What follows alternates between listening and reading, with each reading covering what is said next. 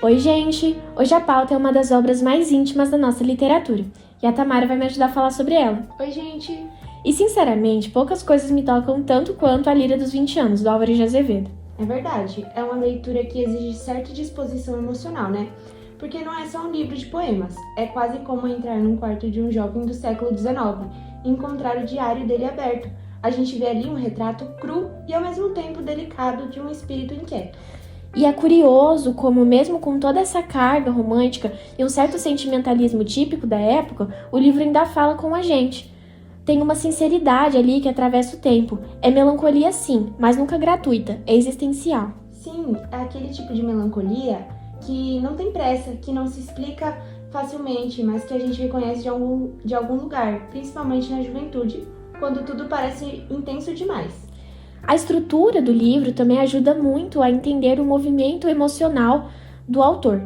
Basicamente, a obra é dividida em 3 partes: a Líria dos 20 Anos, os Cantos de Amor e os Cantos de Morte. Não é uma divisão apenas temática, mas uma espécie de espiral que leva o leitor ao encantamento e ao desencanto. E mesmo dentro de cada parte, há uma tensão constante entre 2 modos de se sentir e escrever: o poeta e o estudante, que são quase personagens líricos. O poeta é idealista, romântico e também sonhador.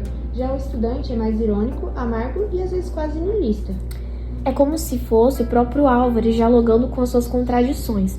Uma parte dele ainda acredita no amor, na pureza e no sublime, e a outra já percebeu que o mundo é imperfeito, que a vida é curta demais e que o sofrimento é às vezes inevitável. Dá pra perceber que uma das marcas mais fortes da Líria é que esse amor é sempre muito distante, que quase a mulher não é concreta, de carne e osso, é sempre a ideia de uma mulher, uma imagem construída pela sensibilidade do próprio autor. É o amor como projeção. Isso aproxima o livro de uma espécie de lirismo platônico, onde o desejo é sempre frustrado, e por isso mesmo eterno. A mulher idealizada é inatingível, e talvez essa seja a grande dor, amar o que nunca se pode ter ou o que talvez nunca existiu de fato. Essa ausência vai criando um espaço para um sentimento que vai além da tristeza. É uma espécie de silêncio interno, um vazio que não é dramático, mas é persistente. A presença da morte, a gente percebe que ela é constante no livro, mas que ela nunca é violenta. É sempre algo contemplativo. A morte ela não aparece como um fim abrupto, mas como uma possibilidade de alívio, como um repouso. Ele descreve sobre a morte como uma naturalidade desconcertante, né? Como se ela estivesse ali, no canto do quarto, observando. E não é como uma ameaça, né? Para ele é ao contrário, é uma companhia para ele. Isso. E tem um poema em especial que me marca muito. É quase um sussurro. Ele diz: se eu morresse amanhã, viria ao menos fechar meus olhos, minha triste irmã. Minha mãe de saudades morreria se eu morresse amanhã.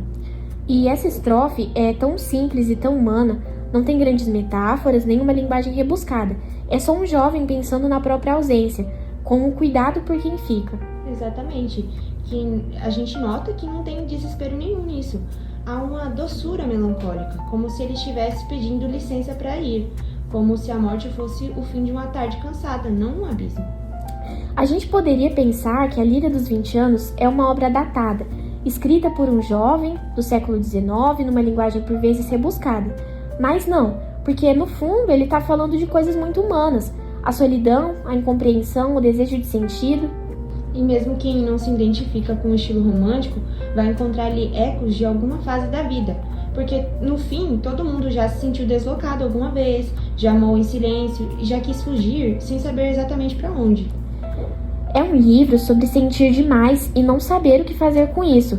Álvares transforma esse excesso em poesia e talvez por isso ele continue sendo lido, comentado e estudado até os dias de hoje. Ler Líria dos 20 anos hoje é um pouco como olhar no espelho e enxergar o outro tempo e ao mesmo tempo se ver nele, porque os sentimentos humanos não mudam tanto assim, só mudam as formas. Se você nunca leu, talvez valha a pena ler com calma, em silêncio e sem pressa.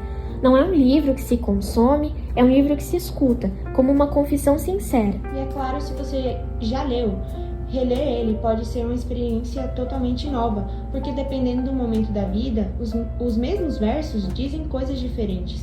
Obrigada por estar com a gente até aqui. No próximo episódio, seguimos com mais literatura e mais conversas que atravessam o tempo. Tchau, gente. Até a próxima.